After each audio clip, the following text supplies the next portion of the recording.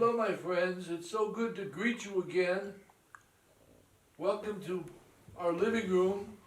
I'm sitting beneath an oil painting by a friend of mine of the lakefront of Chicago, Illinois, painted in about 1995.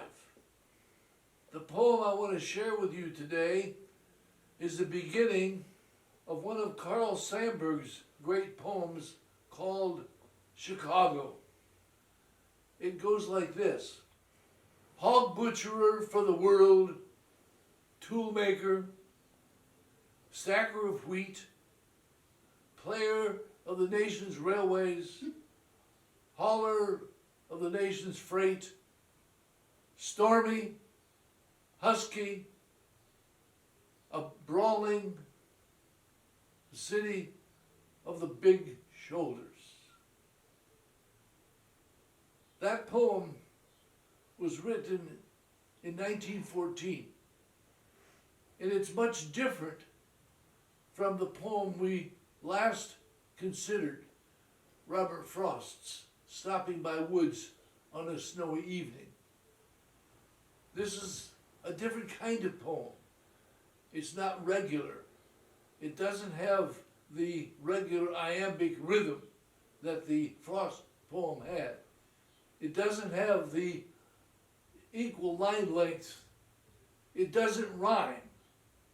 It's called free verse, which was born in this country from the writing of Walt Whitman in the previous century and carried to a high pinnacle of proficiency by Carl Sandberg in the 20th century. Sandberg was a journalist in Chicago, and he wrote poetry for the fun of it between his assignments as a writer. And what we have in this new poetry is very unpoetic content. Think of this first line: hog butcherer for the world. That's not very poetic. The other items that are listed as a great attribute of Chicago's legacy are not poetic either. This is not a pastoral poem. This is an industrial poem. This is a poem that comes out of the new emerging American Industrial Revolution. And Chicago, in its expansion, was one of the great centers for the development of the great American Industrial Revolution. Let me give you some dates, because you cannot understand poetry in America without understanding history in America. One of our first dates was 1607, English founding of Jamestown in Virginia. 1620, the Pilgrims coming to Plymouth Rock in Massachusetts. 1630, the Separatists, a religious group, coming to Boston in Massachusetts.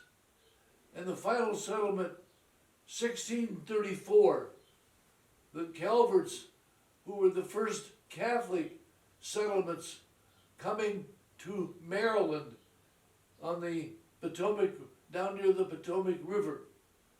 The first Jewish settlements came with the Calverts, and a whole wide variety of other religions appeared when the Calverts came to Maryland. Another date that's very important is 1803.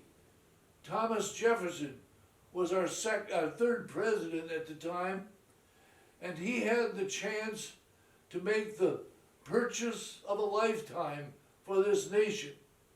He bought from France what was called the Northwest Territory, and it was a total of 828,000 acres that he bought for $15 million and doubled the size of the continent of the American settlement from the Mississippi River west to the Pacific Ocean. It was a remarkable achievement. And as each of these dates reflect, new phases of poetry and literature were launched in this country. And you can trace the history of the country by the kind of literature that you have. In 1914, when Carl Sandberg wrote Chicago, he was celebrating the industrial strength of the great city of the Midwest that had emerged as the second largest city in the country. And he celebrated it with the attributes that made the city great. Not poetic things, not pretty little snowflakes falling in the woods, but industrial deeds, industrial events, and industrial achievements. This is the story of the second phase of American literature and American poetry. And it's something that you will see as you study further the literature of America. As the nation moved west, for example, Mark Twain in Missouri started writing about the river and the great Mississippi River in his stories of Tom Sawyer and Huck Finn. In the industrial shifting from the east to the west, the great novel and the great novel Grapes of Wrath by John Steinbeck, which traces a family moving from the Dust Bowl of Oklahoma to California. I hope you enjoy the study of literature, both in poetry and fiction and the essay, because it is a story of a great nation finding itself and emerging upon the world scene. Thank you.